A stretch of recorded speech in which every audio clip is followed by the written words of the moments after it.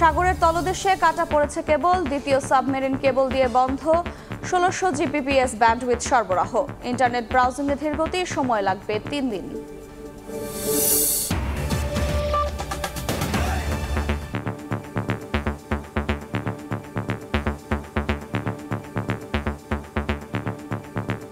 এদিকে আওয়ামী লীগ বলছে মানুষের কাছে গ্রহণযোগ্যতা হারিয়ে বিদেশিদের কাছে দেশের বিরুদ্ধে নালিশ করছে বিএনপি। আন্দোলনে ব্যর্থ দলটিকে আগামী নির্বাচন পর্যন্ত অপেক্ষা করতে হবে। নেতারা বলেন জামায়াতে ইসলামী নিবন্ধিত দল নয়, তাই প্রকাশ্যে রাজনীতি করার সুযোগ নেই তাদের। শনিবার সংবাদ সম্মেলনে আওয়ামী লীগের সাধারণ সম্পাদক বলেন অনিবন্ধিত দল হয়ে প্রকাশ্য রাজনীতি করার সুযোগ নেই জামায়াতের। জনগণের দল হিসেবে বিএনপি গ্রহণযোগ্যতা হারিয়েছে, তাই বিদেশিদের কাছে দেশের বিরুদ্ধে নালিশ করছে বলেও মন্তব্য করেন ওবায়দুল কাদের। সুযোগটা কে দিল, কিভাবে হলো? অনুমতি তো লাগবে। প্রকাশ্য রাজনীতিতে আসতে সবার সমাবেশ করতে অনুমতি তো লাগবে, তো তারা দেন রেজিস্টার্ড। আওয়ামী লীগের সাধারণ সম্পাদক জানান উপজেলা নির্বাচনে সংসদ সদস্য মন্ত্রীদের স্বজনরা অংশগ্রহণ করতে পারবেন না। এই নির্দেশনা দলের সবার জন্য প্রযোজ্য। তৃণমূলের কর্মীদের সুযোগ দিতেই এমন সিদ্ধান্ত বলেও জানান তিনি। একটা দল, আমি এমপি, আমি মন্ত্রী, আবার আমার ভাই, আবার আমার আরেক ভাই, ছেলে, শ্যালক, এরাও পদ নিয়ে যাবে সব। তো তাহলে তৃণমূলের কর্মীরা কি করবে? তাদের কি পদে যাওয়ার কোনো অধিকার নেই? সেই সুযোগটা করে দেওয়ার জন্যই এই ব্যবস্থা নেওয়া। এদিকে কামরাঙ্গীরচরে মুজিবনগর দিবস উপলক্ষে আলোচনা সভায় অংশ নেন আওয়ামী লীগের সভাপতিমণ্ডলীর সদস্য অ্যাডভোকেট কামরুল ইসলাম এমপি। প্রধান অতিথির বক্তব্যে তিনি বলেন বিএনপি এখনো আন্দোলনের দিবা স্বপ্ন দেখে। মিথ্যার একটা সীমা আছে। বিএনপি জিয়াউর রহমানের মৃত্যুর পর, করুণ মৃত্যুর পর বারবার এই কথাটা বলছে জিয়াউর রহমান স্বাধীনতার ঘোষক। মিথ্যা মিথ্যা একটা মিথ্যার উপর তারা এই কথাগুলো বলছে। জিয়াউর রহমান জীবিত থাকাকালীন কোনো সময় এই কথা বলেন নাই। যারা 17 এপ্রিল ঐতিহাসিক মুজিবনগর দিবস পালন করে না, তারা স্বাধীনতায় বিশ্বাস করে না বলেও মন্তব্য করেন অ্যাডভোকেট কামরুল ইসলাম। সানবীর রূপল, সময় সংবাদ, ঢাকা। সাগরের তলদেশে কেবল কাটা পড়ায় দেশের দ্বিতীয় সাবমেরিন কেবল সিমিউই 5 দিয়ে 1600 জিবিপিএস ব্যান্ডউইথ সরবরাহ বন্ধ আছে। এতে ইন্টারনেট ব্রাউজিংয়ে ধীর গতির কারণে ভোগান্তিতে পড়ছেন গ্রাহকরা। বাংলাদেশ সাবমেরিন কেবল কোম্পানি বলছে মেরামত করে ব্যান্ডউইথ সরবরাহ স্বাভাবিক করতে অন্তত 3 দিন সময় লাগবে। বিটিআরসির হিসেবে বর্তমানে ব্রডব্যান্ড ও মোবাইল মিলিয়ে ইন্টারনেট ব্যবহারকারীর সংখ্যা প্রায় 13 কোটি। ফেসবুক ব্রাউজিং সহ অন্যান্য কাজে এসব গ্রাহক দৈনিক ব্যবহার করেন প্রায় 5,500 জিবিপিএস ব্যান্ডউইথ, যার মধ্যে দুটি সাবমেরিন কেবল দিয়ে 2600 জিবিপিএস ব্যান্ডউইথের যোগান দেয় বাংলাদেশ সাবমেরিন কেবল কোম্পানি। এই 2600 জিবিপিএস এর মধ্যে 1600 জিবিপিএস আসে সিমিউই 5 দিয়ে। এই সাবমেরিন কেবলের সিঙ্গাপুর থেকে ইন্দোনেশিয়া রুটে কাটা পড়েছে কেবল। এতে শুক্রবার রাত 12টা থেকে পুরোপুরি বন্ধ হয়ে গেছে এই কেবল দিয়ে ব্যান্ডউইথ সরবরাহ।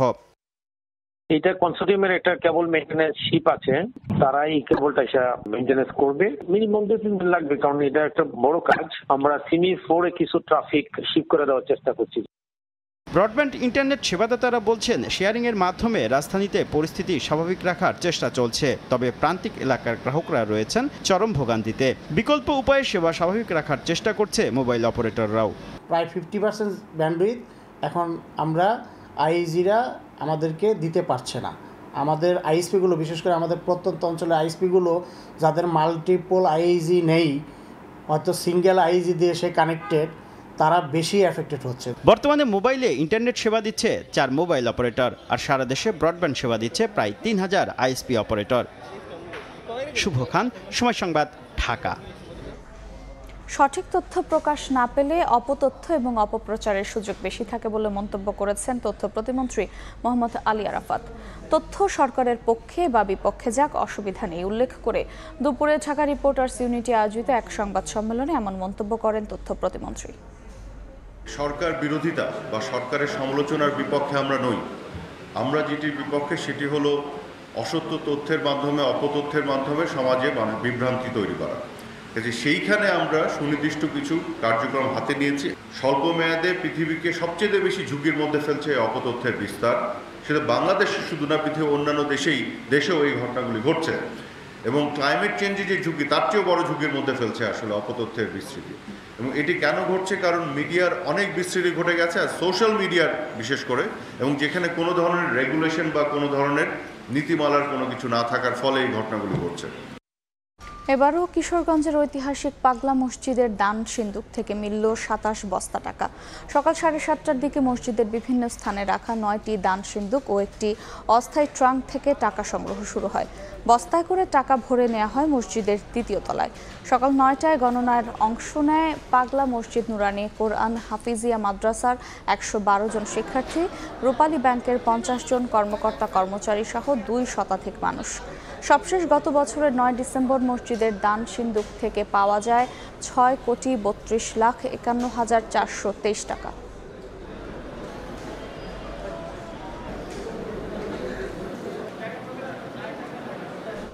চিরচেনা সেই মিরপুরের হোম অফ ক্রিকেট নয়, জিম্বাবুয়ে সিরিজ ও টি-20 বিশ্বকাপকে সামনে রেখে টাইগারদের নতুন strength and conditioning coach Nathan কালির অধীনে 35 ক্রিকেটারকে নিয়ে বঙ্গবন্ধু জাতীয় স্টেডিয়ামের ট্র্যাক অ্যান্ড ফিল্ডে হয়ে গেল বিশেষ ফিটনেস টেস্ট। ইনজুরির সংখ্যা থাকায় যেখানে অংশ নেননি তাসকিন, তাইজুল ও সৌম্য সরকার।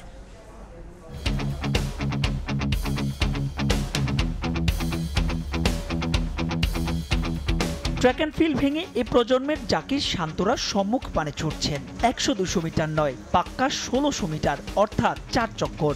আছে প্রচ্ছন্ন প্রতিযোগিতা, তবুও পেশাদারিত্বকে পাশ কাটিয়ে আবেগ যেন উছলে পড়ে।